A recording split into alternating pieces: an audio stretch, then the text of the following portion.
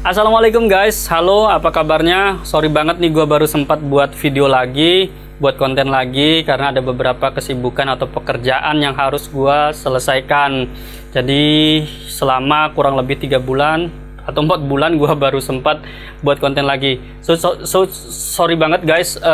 Di video kali ini gue khusus ingin menjawab pertanyaan-pertanyaan dari kalian. Jadi yang teman-teman tanyakan di kolom komentar video kali ini gue akan mencoba jawab satu persatu.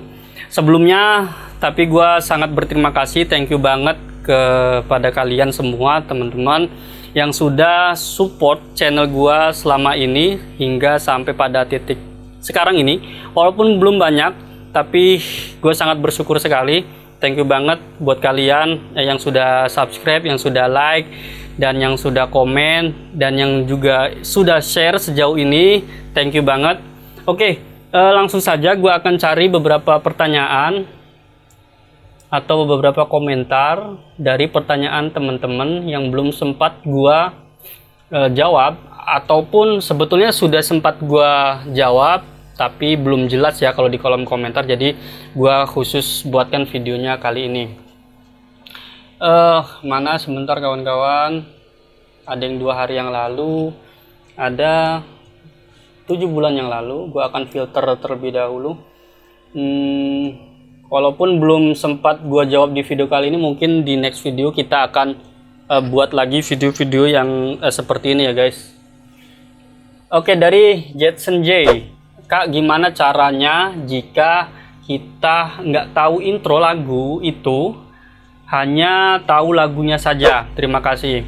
Oke, ada 2 cara, 2 metode. Yang pertama tentu saja kalian harus bisa partitur, notasi balok, atau membaca not gitu kan. Itu cara yang paling mudah. Tapi teman-teman juga harus belajar terlebih dahulu caranya membaca notasi atau not balok atau partitur lagu, agar ketika ada lagu teman-teman hanya membaca saja, oh gini notasinya gini. Itu cara yang biasa dilakukan oleh player profesional. Cara yang kedua adalah cara ngulik teman-teman, yang sudah gua jelaskan di video sebelumnya, yaitu cara menentukan chord dan melodi lagu, atau di belajar keyboard part 2 itu teman-teman ulang-ulang deh ya. Jadi cara ngulik ini teman-temannya tinggal dengarkan saja lagu yang kalian ingin bisa, atau misalkan lagu ini belajar dari intro, teman-teman dengarkan saja intronya berulang kali, kemudian teman-teman langsung praktekkan tuh dicari notnya di mana, notnya gimana, misalkan do re mi. Nah, teman-teman dicari di musiknya itu atau di alat musik itu do re mi nya itu di mana tempatnya. Nah, teman-teman diulik terus seperti itu. Metode ini juga yang sering gua lakukan selama ini, karena gua juga kan belum bisa atau belum lancar membaca notasi. Jadi yang gua lakukan hanya mendengarkan lagu tersebut berulang-ulang dan langsung gua praktekkan. Jadi misalkan intronya gua dengarkan berulang-ulang, kemudian gua cari notasinya di keyboard itu seperti apa gitu, di mana notasinya. Ya seperti itu yang dinamakan dengan ngulik ya. Jadi 2 metode itu yang selama ini bukan selama ini, 2 metode itu yang sering dilakukan. Metode yang pertama membaca notasi, metode yang kedua ya dengan cara ngulik teman-teman. Oke gitu ya untuk Jetson J, semoga bisa dimengerti. Kalau belum dimengerti silakan komen lagi. Selanjutnya sebentar gua cari-cari dulu.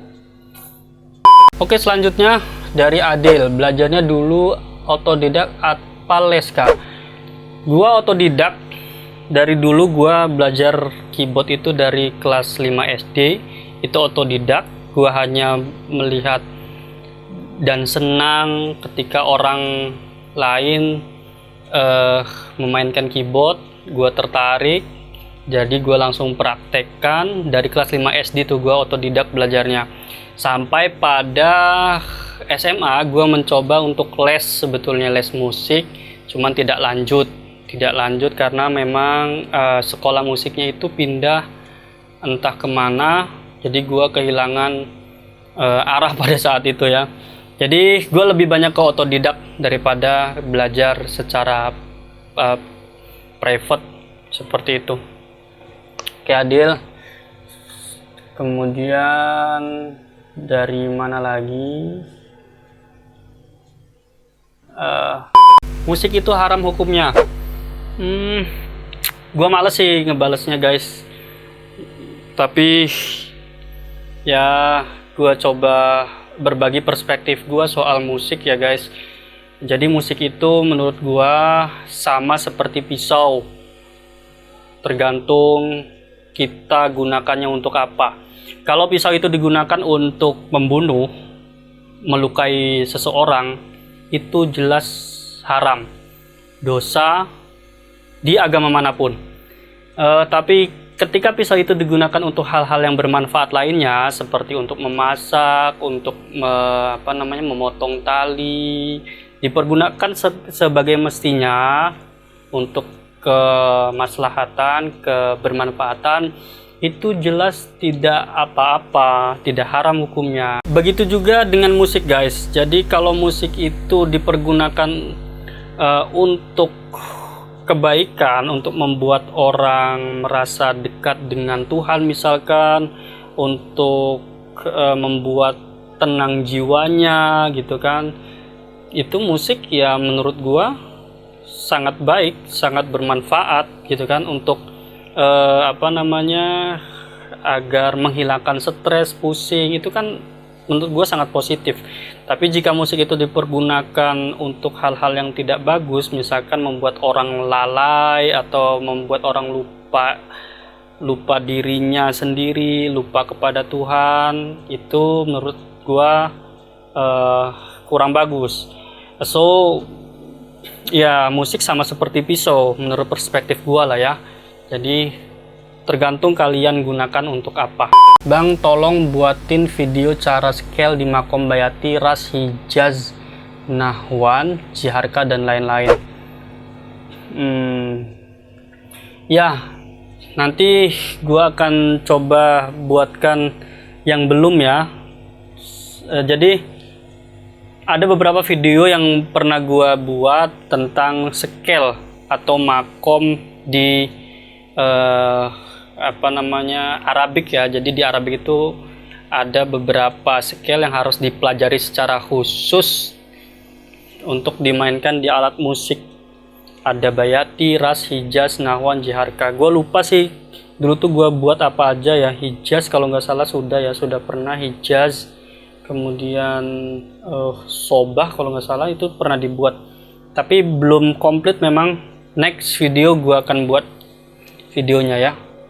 Chord yang bener yang mana? Ada yang bilang C, E, G itu C minor, C dis G, C mayor. Yang benar itu C, E, G adalah C mayor, C dis G adalah C minor. Mayor, oke. Mayor, C dis G, minor. Oke ya, itu C minor. Mayor, minor.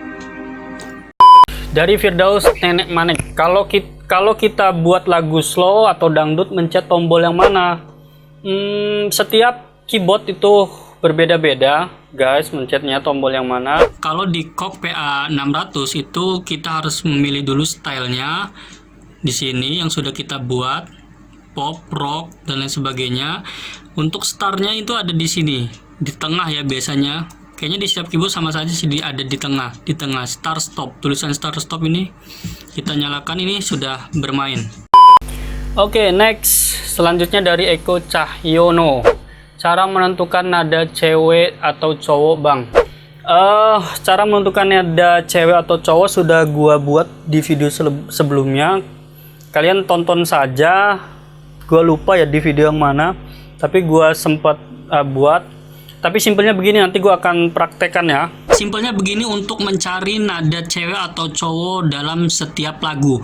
Misalkan lagu tersebut dimainkan atau dinyanyikan cowok di nada C minor, untuk mencari nada ceweknya itu di range nada 5 sampai 9. Misalkan cowoknya di C minor berarti 1 2 3 4 5 atau 6 atau 7 atau 8 atau 9 nada. Di sini range nada untuk cewek. Begitupun sebaliknya. Next dari Joni Kegulo, Bang, kalau dasar D di mana cheese-nya, Bang? Kalau dasarnya D, cheese-nya tetap di sini. Turun 1 not berarti. D, cheese, C. C, cheese, D. Cheese mayor, cheese mayor, cheese minor. Oke, tetap turun 1, tetap adanya di sini. Mas, saya mau tanya, apa bisa kunci chord dimainkan dengan 1 jari dalam setiap memainkan lagu? Maaf dan makasih. Tentu bisa. Di keyboard digital itu, di piano digital itu atau keyboard itu sudah ada fitur untuk one finger. Jadi kalau di chord PA600, fitur itu ada di menu global, kemudian pilih menu, mana nggak kelihatan, oke, menu, kemudian pilih mode preference, kemudian di chord recognition ini kalian rubah ke one finger ini ya. Nah, susah banget dah. Nah, oke, ini sudah aktif. Jadi ketika kalian pencet 1 jari di chord ini, itu akan langsung berubah G,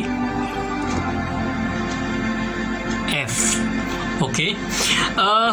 Tapi kelemahan dari mode one finger ini, kalian akan kesulitan menentukan chord mayor dan minor ketika memainkan sebuah lagu. So, gua sarankan kalian harus belajar 3 jari saja. Selamat belajar. Selanjutnya dari Hengki Tornado, Om, organ saya itu tipe T5000, di atasnya SD, tanda F, apa tut awalnya itu Do dan bisa dimulai dari kunci C juga ya? Oke. Untuk keyboard T5000 itu memang kunci awalnya dimulai dari F ya, tapi itu sama saja sih. Do berarti Do-nya di chord T5000 itu dimulai dari F gitu, dari kunci F. Makanya gue lebih seneng menyebutnya itu dengan huruf ya, bukan do re mi. Jadi lebih simple, lebih enak aja. Jadi kalau F ya tutnya, do-nya itu ya ada di F, karena do re mi kan ya bisa di mana saja. Misalkan kuncinya di G, ya do-nya berarti di G. Kalau kuncinya chord-nya di C, do-nya jatuh ke C. Kalau kuncinya di F, do-nya jatuhnya di F. Seperti itu Kang Hengki Tornado. Oke guys, mungkin itu saja yang bisa gua bacakan, yang bisa gua jawab di video kali ini. Nanti next di video selanjutnya kita akan buat lagi seperti ini. Makanya jangan lupa komen guys, apa yang perlu kalian tanyakan.